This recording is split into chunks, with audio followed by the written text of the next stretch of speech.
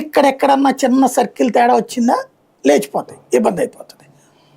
అట్లాగా సఫర్ అయ్యేటటువంటి, అట్లా వ్యాపారాల దగ్గర ఇబ్బంది పడేటటువంటి చాలా ఉంటుంటాయి వాటిట్లో.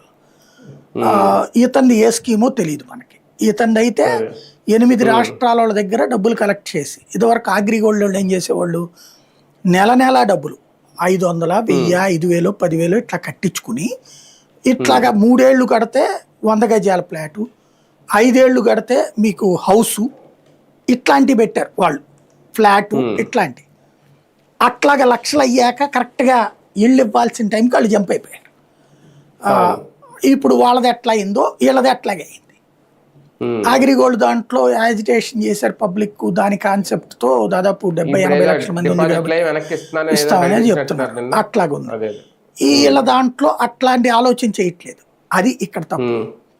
ఇతని దగ్గర ఆ డబ్బులు ఏమైనాయి అనేది తేల్చి ఇతను కూడా చెయ్యాలి కదా వ్యవహారం. ఇదేదో ఓట్లు తక్కువ ఉన్నట్టునే, అందుకని ప్రస్తుతానికి ఈడీ అయితే విచారిస్తుంది దీంట్లో.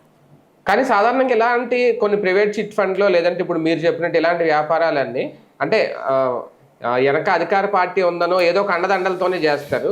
ఈయన అప్పుడు ఉన్నా లేకపోయినా దానివల్లే జరిగిందా, అందుకే ఇన్ని రోజులు నాంచుకుంటూ వచ్చిందా ఈ కేసు, ఎప్పుడుతోనంట కదా ఇది? అంటే బేసిక్గా ఇవాళ దీంట్లో నాకు తెలిసి పొలిటికల్ ఇంటెన్షన్ ఏమీ లేదు.